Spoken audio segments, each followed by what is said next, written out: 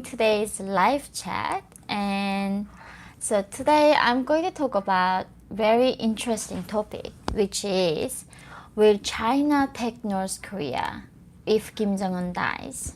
So I know a lot of people have been actually asking questions about China and what they will do if Kim Jong-un dies. So today we will dive into that topic. But first of all, guys, thank you for joining. Today's, I don't want to be too shiny. I hope it's okay. So thank you for joining. Hi everyone. How are you? Anyway, so good to see you. I'm gonna wait for some more people to join in and start. And this question, I've been doing a lot of research on this topic because China has a very huge significant role in the global world right now, and I really wanted to diving into what does China want and what their goals are with North Korea. And I think with that, if we look into that, we really can see, if something happens to North Korean regime and if the regime collapses or there is a revolution happens, whatever scenario, we can really predict what would be the future of North Korea, because usually that future of North Korea going to be determined by China. So 안녕하세요. Thank you everyone. I will start receiving questions, but for now, first to start off, so recently there was a Chinese secret plan was there. So China had this plan they made in case North Korean regime collapses. And there are three things that China is almost like a mantra, what they want with North Korea. Number one is no war. At no matter what cost, China doesn't want any war with them. So unlike in the 50s when North Korea invaded South Korea, Mao even sent his own son to defend North Korea from Americans, right? And that's how they were passionately about defending North Korea. But in this shocking plan that China has for North Korea, they will not go to war for North Korea. So that's not a good news for North Korean regime. Number two, no instability.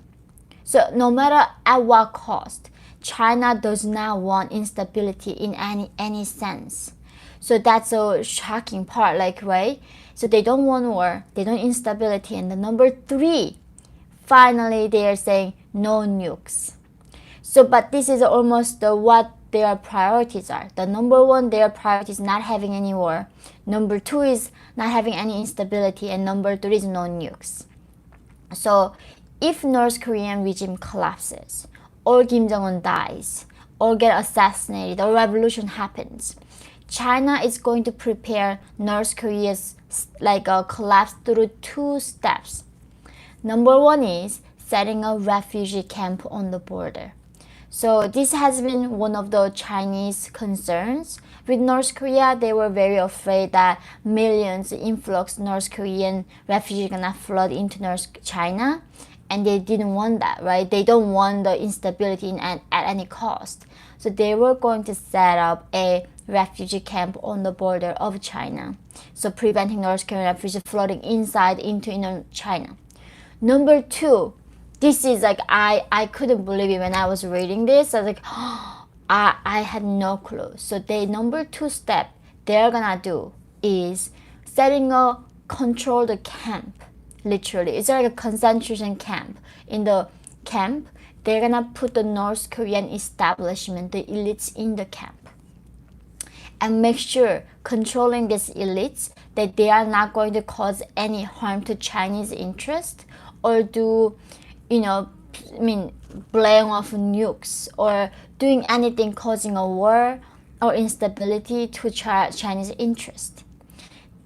So basically, China wants to take over North Korea if Kim Jong-un goes away. So that's it. And the way that China wants to take over North Korea is not through drawing up tanks and going in their military invasion, but they are going to make sure that, economically, already China is heavily depending on, controlling North Korean's economy. Like almost 100% North Korea, any economic engaging is like happening with China. So therefore, North Korean people are not gonna object it, and they know that. And the only thing they have to do is they are preventing refugees getting into North China. And second thing is controlling North Korean elites by putting them, like what they do with Xinjiang Uyghurs, setting up a concentration camp and putting them there. And that's what they're gonna do. They're gonna put the North Korean elites in these camps and then brainwashing them, re-indoctrinate them, and make sure those elites gotta do the right things for Chinese interest. So this is like their shocking plan. They are not going to go to war. They don't want anything. Their goal is maintaining the status quo. So for them is at any cost, they don't want North Korea to be reunified with South Korea, because being reunified with South Korea means North Korea is going to be controlled by Seoul. The free democratic country has a very thriving democracy, and which also is a close ally to America. And there is a U.S. army base in South Korea right now, and their greatest fear is U.S. is coming near their border. And by controlling North Korean elites, China knows that they can prevent that. They can prevent keeping North Korea the way it is, and not causing any harm to China.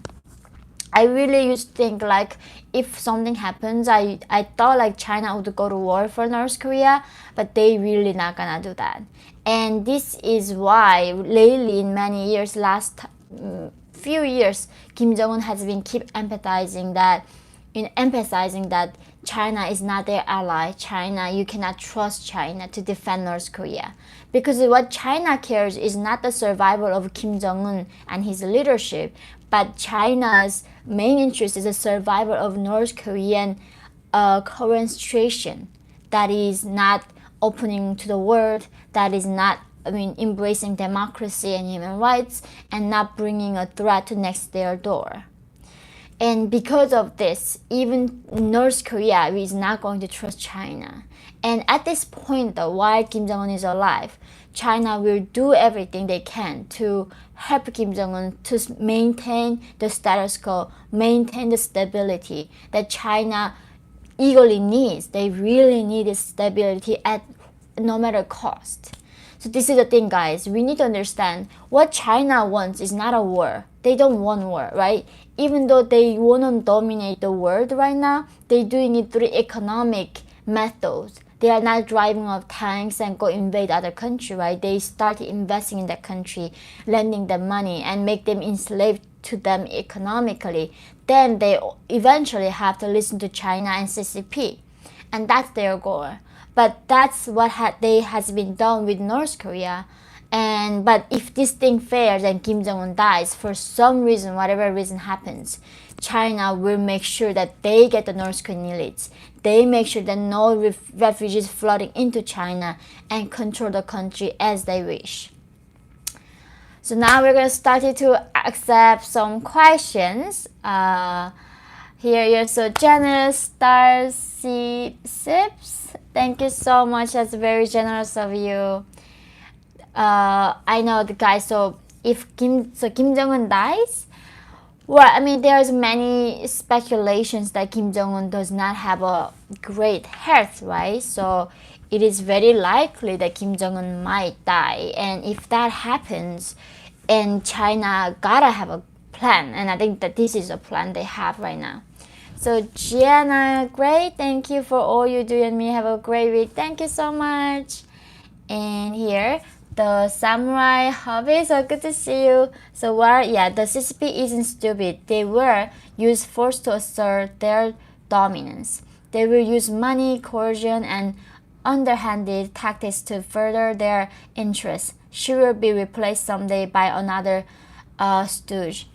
So that's the thing, like China's only interest is their own survival of Communist Party. And And then because of we know what their clear interests are, right? Like China's now, their interest is not going into war and sacrificing for North Korean survivor.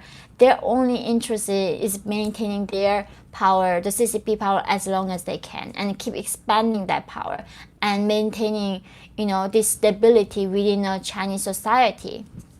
And this is, another interesting that I would say though. So as a North Korean, right? What do I want? Do I want North Korea to be controlled by Kim Jong-Un or CCP?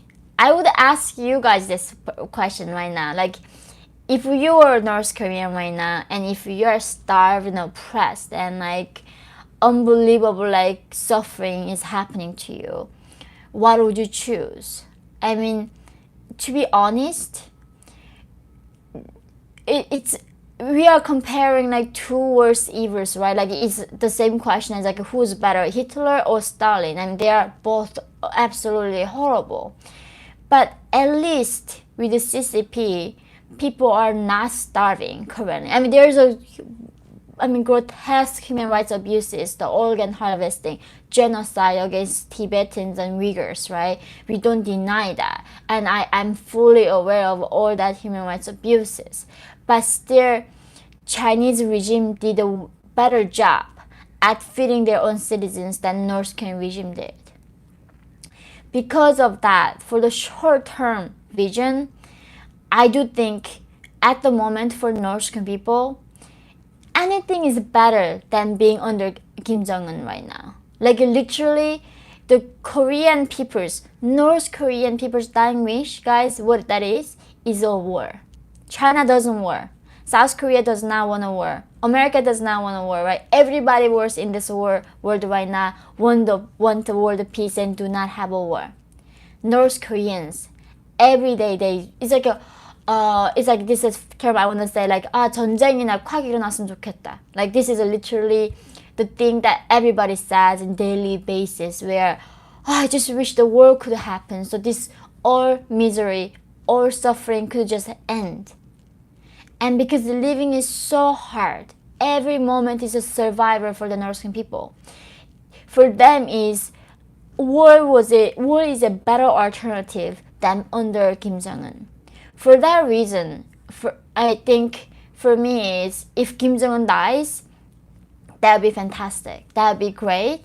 And I think if China takes it over, of course, like North Korea is gonna be a small state of China, but then at least they are gonna get rid of the nukes, and China will feed North Korean people. Of course, they are not gonna give North Korean people rights, freedom of speech, freedom of movement, none of that. But still, they are gonna at least better feed North Korean people than Kim Jong-un did. And it's just such an irony that I wish there was a better option for my people. There was a better option for North Korean people. But at the moment, this is like, or at least, better option than the current situation for, what they have already. So, thank you guys. Let me answer more questions here. So it would be great to have a new option for North Korea. I hope so. I really hope that the best case for North Korea. So we just talked about the worst case, right? But like in a way that anything is better than Kim Jong-un alive and maintaining whatever has been happening. So, but still there's a best case is North Korea does get absorbed by South Korea, and they embrace that the Western alignment, the Western democracy, where there is a human dignity that is being respected, that there's human freedom of speech, right? And coming from a free market, and they embrace the path that Taiwan, Singapore, South Korea chose. That would be the best scenario that you can imagine. But then China is never gonna let that happen, right? For no matter what cost, China does not want North Korea to become like South Korea and have a good relationship with the US. So it seems like that's not gonna happen because China is so strong, and nobody in the West is strong enough to combat China currently. I think no country is like gonna step up and saying that let's give freedom to North Korean people. That's not gonna happen.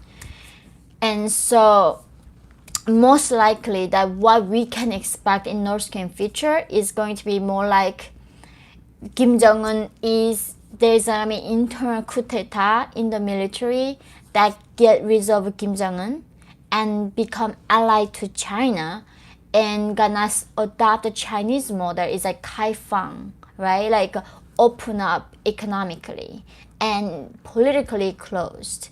That's what keep China has been telling North Korea, and this is a reason why Kim Jong-un's uncle got executed, because he was like a very pro-China. We need to open up the economy, feed the people, but while maintaining Communist Party's control.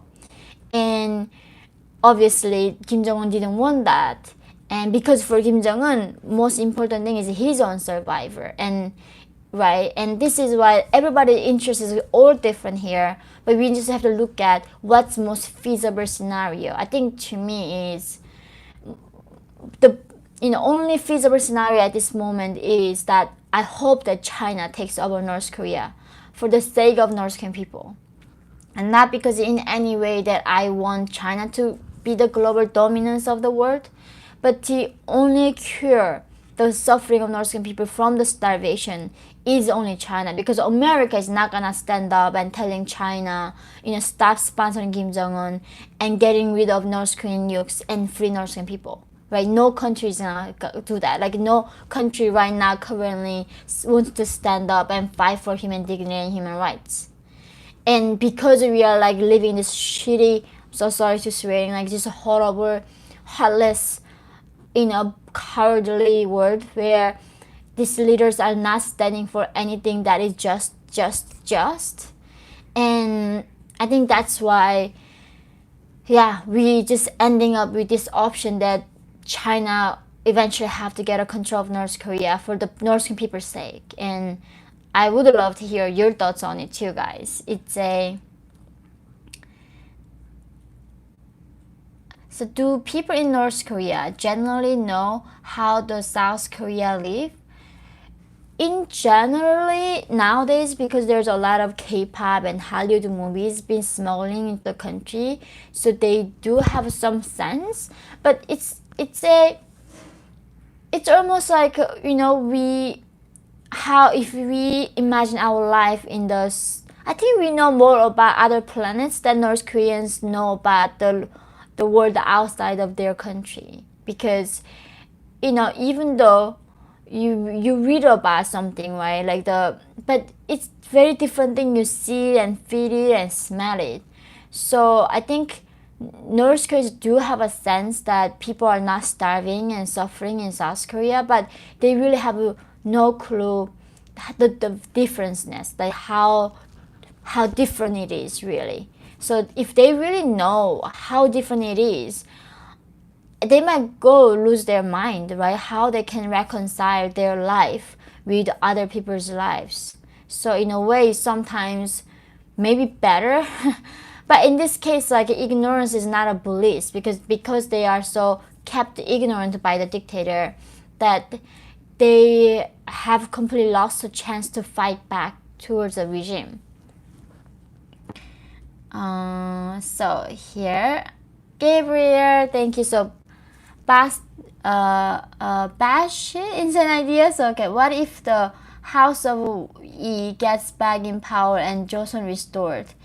I'm not sure what those are, but I mean, like you said, I've been keep saying anything is better than what under Kim Jong-un is, and even that means China, that would be a great situation for North Korean people. And I think what we can do individually to help North Korean people right now is keep demanding that, keep empowering North Korean people, right? The ultimate real change gonna come from is within the people, when people demand their freedom. But not necessarily look at even Hong Kong, right? When the people came out on the streets and umbrella movement and demanding freedom from CCP, of course CCP did not give them anything. So that's it. Just it really, isn't it like it really teaches us how valuable, how precious, how hard it is to be free, right? It's freedom is not something enough. Like if you want it so bad, if you fight for it, it just doesn't come to you. It's not like success or getting a job or being a doctor or lawyer. Freedom requires, almost feels like some kind of it's beyond the human power, human will, I think. And it really, every day I'm thinking about North Korea, really makes me more grateful for the freedom that I have, and also makes me realize how unique and how fortunate we are to have this freedom. Because it's not enough to want it, it's not enough to fight it, and so many people fight for their freedom. Look at Venezuela this time, look at Cuba, look at Belarus, right? All these people in that country fighting for freedom, but they still don't get it. And even though I keep saying that, well, if North Korean people start demanding freedom, it might go to them, but not necessarily, right? And that's why when you have freedom, you better fight for it. You better preserve it. You better not lose it, because you don't know if you're gonna be free ever again from these dictators. And I think this is why I became a fighter for American freedom right now in this country too, because I as much as I've been studying these countries and totalitarian regimes, it really makes me think what a rare chance this is to be free, and how hard to be free is. And I think that's why I'm grateful that you guys come here to hear about North Korea. But not only I want you to know about what's happening to my people, but I also want you to really understand the value of freedom, the fragility of freedom. And it just, so Tokyo, thank you. I feel if China takes north, they will immediately take south and start a campaign worse than wartime Japan's.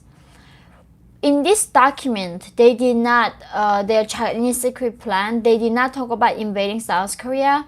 Their thing is, China has a huge territory at the moment, right? They are trying to get Taiwan, and they just took over Hong Kong. And they have a lot of, fighting with even with the US.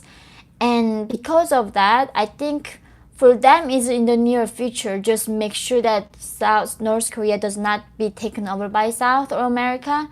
And then maybe, who knows, they might get a bigger ambition and try to invade South Korea too. So Brian, thank you so much. So what can democratic nations do in your opinion to help break down the fear and mistrust between North and South? What democratic nations do? Well, first of all, it would be nice that if they do not destroy their own country. I mean, I used to be more like, why are you guys not joining me fighting for the oppressed people? Like, if you have resources to fight for puppies, you definitely can fight for human lives, right? I couldn't understand back then these people are so passionately fighting for dolphins. And I couldn't believe why these people are not joining me fighting for human lives, right? People think that slavery ended 150 years ago, but it did not. There are so many modern day slaves. Millions of them are still there, oppressed and captured and tortured and killed. Why they are not joining me? But I think what we can do first of all is preserving our freedom first. Then we can collectively come together, pressure China, and to stop supporting Kim Jong-Un. That would be nice, because China is responsible for the dictatorship in North Korea. They are the one running the dictatorship. So it'd be nice that if the world, nations come together and tell China. And it is also very important for us here now realizing, China will get affected if Western democratic countries stop having business with them, and especially those businesses owned by CCP. And that is one way of you can tackle and, doing this battle with China, because they're like the national owned companies still having a business with America, France, I mean UK, all these Western democratic countries, and the CCP is the one is committing genocide. And right, like all these people are saying, what if the Holocaust is happening? I would be the first one going there and free Anna Frank and freeing Jewish people from the concent and gas chambers. What happened to those people right now in Xinjiang and in North Korea? There are people in dying from concentration camps exactly like how Jewish people died. Why are they not going and freeing them? So the hypocrisy, right? The samurai have it again. So realistically, what would you see happening if the ROK takes control over the north in the immediate aftermath? Like, how do you see the first 10 years playing out? So the ROK is like South Korea. If South Korea takes over North Korea, guys, it's gonna be not pretty because I lived in South Korea, and South Korea has not been successfully even embracing 30,000 North Korean defectors into their country. So if the country have failed at incorporating 30,000 North Korean defectors, how they're gonna, like incorporating 25 millions of North Koreans? South Korea is very twisted country. It's a very, I mean, they are smart. They right look at Samsung, LG, look at K-pop, even Squid Game this time. They are killing it. But you saw that in this Squid Game. Did you see that guy was Ali who get tricked by South Korean guy and get killed? And it was very interesting to see that because the guy who was playing one of those roles in the Squid Game, he talks about he was, I think, Filipino in the local bus, and some lady throwing cabbage on his face that like how foreigners are bad and go back to your country. And nobody would help him out, and he didn't have money to even take a bus, so he had to walk, and he was crying what to do about it. So when people talk about racism in America, I like completely laughing at them because racism exists. Right, everybody can be racist, but systemic racism does not exist in America, but it exists in South Korea. Like completely systemic racism exists in South Korea. As a North Korean defector, even though I'm a South Korean citizen, I could not join intelligence enforcement, and North Korean people could not even join the military. There are many jobs they don't hire North Koreans, and of course they don't hire other nationals too. So therefore, South Korea is not very good at, like America, right? America is very unique. It's like immigration. Immigrants came this country and it's very good at assimilating other people. Like myself coming from North Korea, I'm assimilated to this country. That's a very, very unique thing that happens. So South Korea doesn't do that. And therefore, if that really, really happens, I don't know, the worst scenario would be civil war between South and North again, or the best scenario is they're gonna be just a lot of mistrust, and the gap between the economic gap that South Koreans gonna take advantage of North Koreans because North Koreans not even understanding what free market or what even contracts are. I think because of that, even the best scenario is really North Korea on their own gradually take a step towards freedom, understanding human rights, understanding free market, right? On their speed. But with North Korea and South Korea, the gap economically is 50 more times. South Korea is richer than North Korea. And that gap is like 40 times more than what Germany was. So even right now in Germany, East Germany and Western Germany, the economic gap is huge. But imagine North Korea, who has a 50 times different like economic gap, what the gap will look like. How many generations it will take for North Koreans to get over their trauma, get over their history, and understand free market, know about what's going on. So let's see here.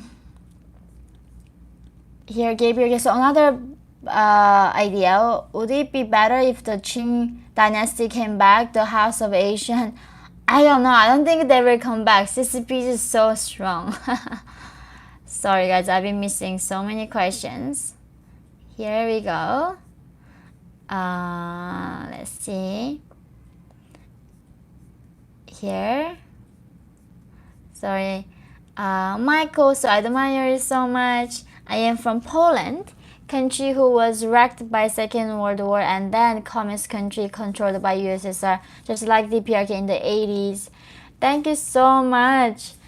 Yes, I've been to Poland, but do you guys know that there's a lot of North Korean workers are sent to Poland to work as a slave labor, and they make money back to North Korean regime, and but Poland is another like, great example. It's very inspiring what Polish people have achieved, right? They've gone through this much tragedy, but now they are embracing free market and democracy, and look at them, they're thriving. So it really proves that, right? It's just this a thing, like why would you choose between free market and socialism? Like every time that free market touches, it brings people out of poverty and give them prosperity and make people, have more potential.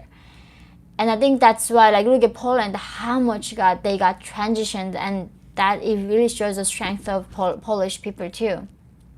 So, SJ, SEA, do you think it should compulsory for elementary schools in North America to learn local indigenous languages to understand the Native Americans?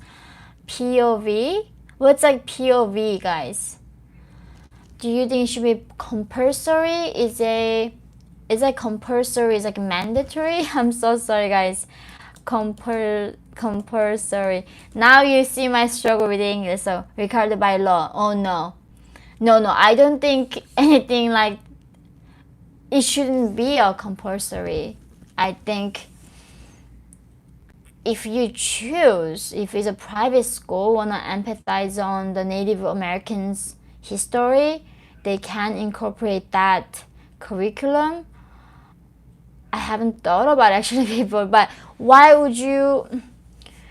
I mean, I'm a little bit, I don't know actually. I haven't thought about it, and why is there any reason that we should do that, or what would be the benefit? I would love to know that. Here, so now let me go through more questions here.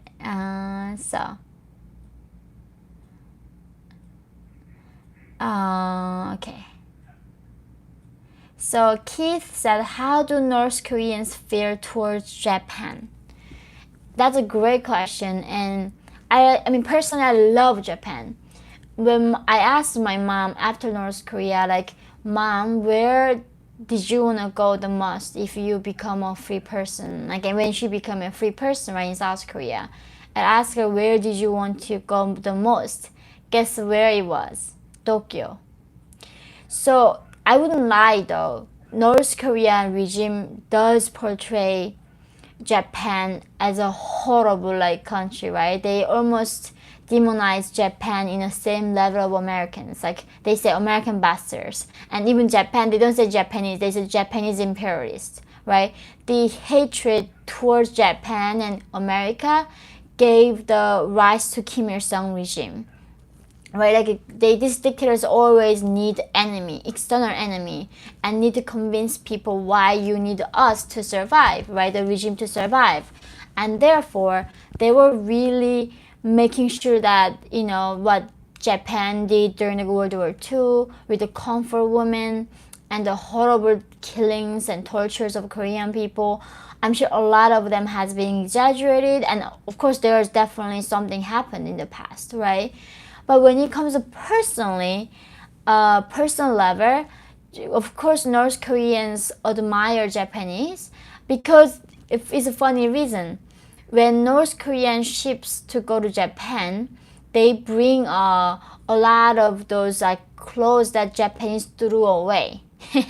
So they buy them by kilograms.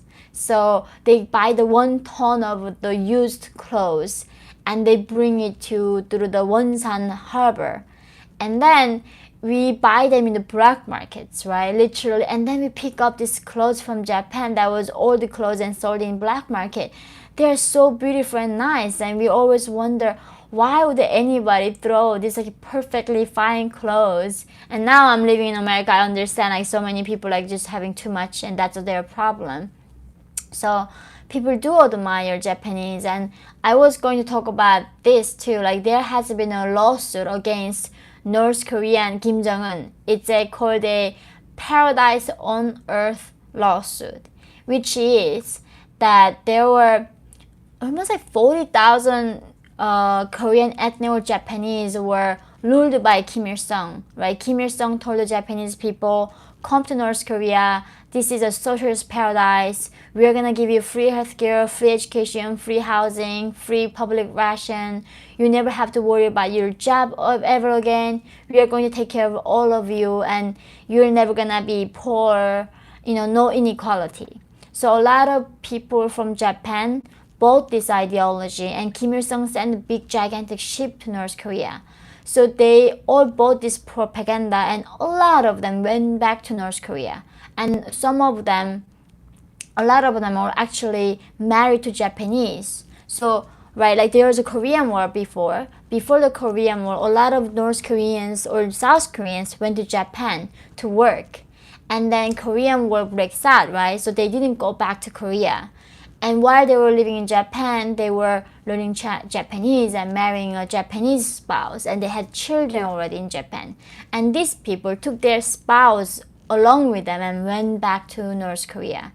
And those people became defectors. They escaped through China and South Korea. They went back to Japan and now suing North Korean regime. And this thing is called a literally Paradise on Earth lawsuit.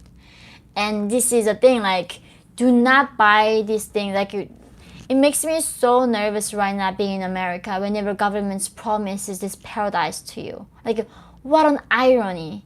This is exactly what North Korean regime promised us and what they promised to Japanese. That we are gonna get a free education, free healthcare, government going to take care of everything, and how inequality is the evil of everything. In fact, inequality is a symbol that you can rise in the system, right? Inequality means there is an opportunity to make, right? The fact that you can become a billionaire, that there's an opportunity to become that way. And it drives me crazy whenever AOC says such a things like, oh, you don't make billions, you take billions. Like, are you kidding me? Like, literally making a Tesla, going to a spaceship. I mean, Amazon, like how many companies, like Coca-Cola, they did not go steal American monies. They made a drink and soda that was people loved, right? They made $1 billion. They didn't take from people. So this kind of lies and sinking it through American children's or like anybody's minds, and they think that inequality is bad. Like, I love inequality. Like, I do not want to be in a country where there's no inequality. I don't want to be in a country where there's poverty, but inequality is a good thing, right? There's a room for growth. And so this Paradise on Earth lawsuit is continuing right now. These defectors are suing Kim Jong-un for $1 million, but of course they are not expecting to get the money, but they're really hoping that more people not buying these lies from the regime and going to North Korea and trying to prevent those victims. I hope it settles well for the victims. So Caro Chan 86. So many people question your authenticity and where you get your sources. Can you please talk about where you get information from? Well, it's like this one. The one I just talked about, I will put in this chat, guys, right here. It's on BBC. The fact that I read it's a lot of them coming from CNN, BBC, I mean like NPR, but also a lot of them is also from, I have a network that I do rescue North Korean defectors. I still have people in North Korea and giving me information. So, and I don't know how, if you are the North Korean expert, you know that 80% of North Korean defectors staying in touch with the North Koreans back in North Korea. So I'm not unique in any possible way, because North Koreans, when they escape, they don't just escape to have a good life for them. they usually escape so they even become a prostitute, right? They become sold, they become sex slave, and they make money and send back to their family members so they don't have to become a sex slave and die from starvation. That's why most of North Korean defectors escape to save their families. They are not like these people risking their family lives and go away and try to have a good life for themselves. Nobody does that. So actually approximately right now, around 33,000 North Korean defectors are in South Korea. They send over $1 million per year through the Chinese brokers in China back to North Korean black market economy. That's another very hopeful thing, because these defectors who escaped, they are the ones getting the information inside North Korea, giving them money, and empowering North Korean people. So I hope that answered your question. So the samurai harbor, again, I asked this before, but do you believe there is a general or minister quietly hiding in Workers' Party of Korea inner circle waiting to seize power like Khrushchev did after Stalin died? Might be, right? We just don't know. It could be, but it's very hard because North Korean military is designed not to protect the people from the foreign invasion. That's very unique about North Korean military, right? Like the US military or South Korean military usually is there to prevent invasion from other countries or defending their sovereignty. That's why we have defense. But North Korean military designed to prevent rising within North Korea, like basically preventing coup d'etat within North Korea. So actually North Korean military's enemy is North Korean people. That's how messed up, and that's how North Korean regime turning everybody against each other. And therefore, the system is so hard that as a general to do that. And that's why I think we haven't seen any military coup d'etat yet, even though military are the ones who only have access to weapon, right? And the ones who have access to weapon usually look at Cuba. They are the ones seizing the power. Even so many countries we see, like the military is always seize power because they have weapons to do so. But not North Korean military, because their system is so designed to prevent it. It's very difficult for them to achieve that goal. So let me guys answer. Oh, thank you, Minnesota Menta, thank you so much, that's very generous of you. Chups chupa, I like it.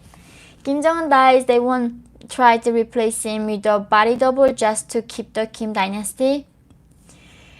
It's possible, but as I said, Kim Jong-un is not the most obedient servant to China. He keep test nukes, and few years ago when North Korea's test site, the nuclear test site was only 100 miles from China.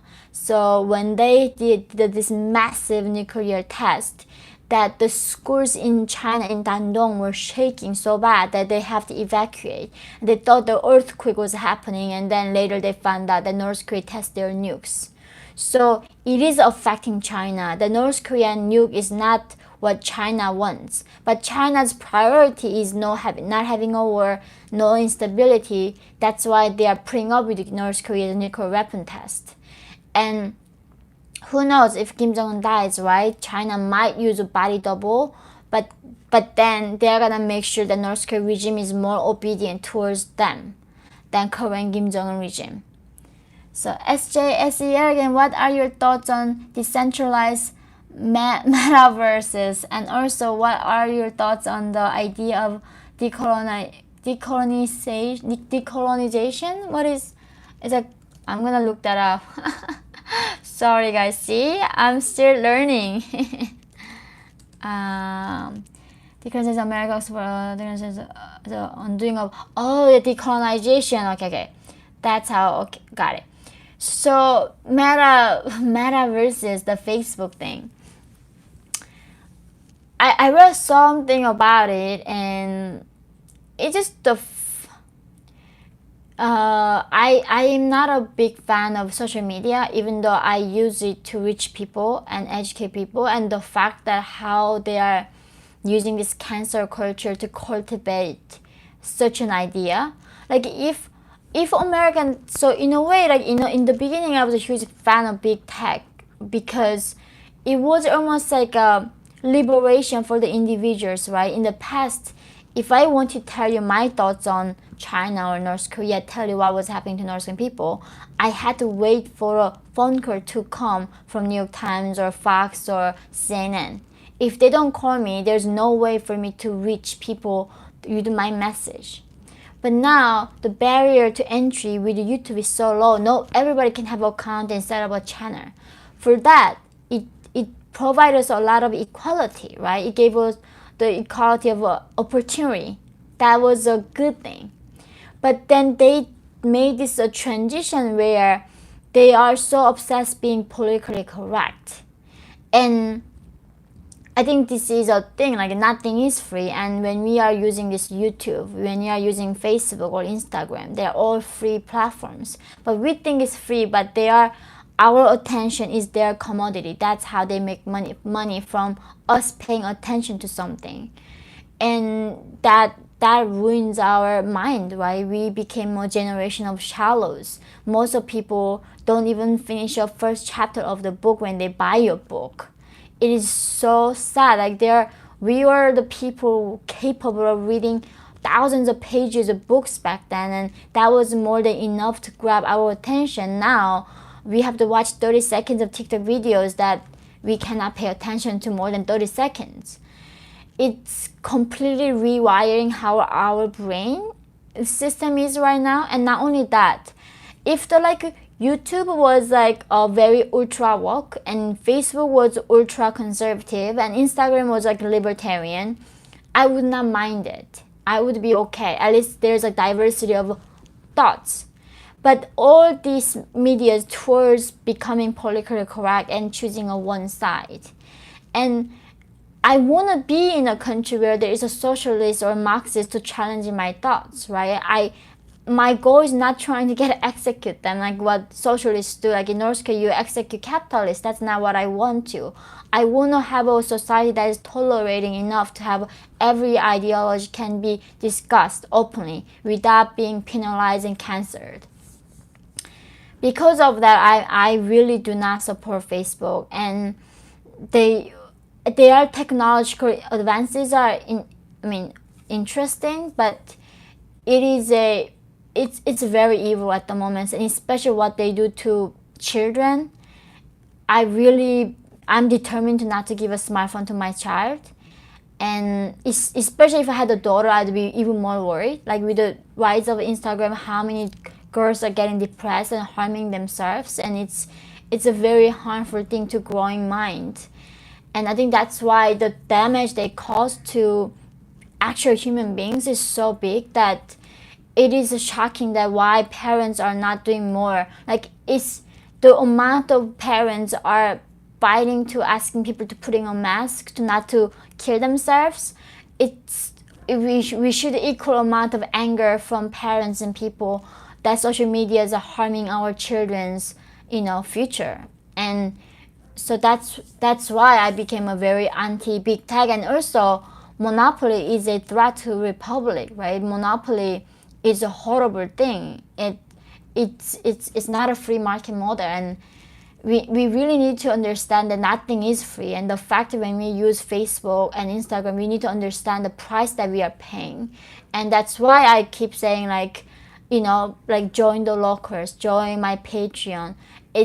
There is always something that you lose when you use something for free, because nothing cannot be free, right? That's in the universe.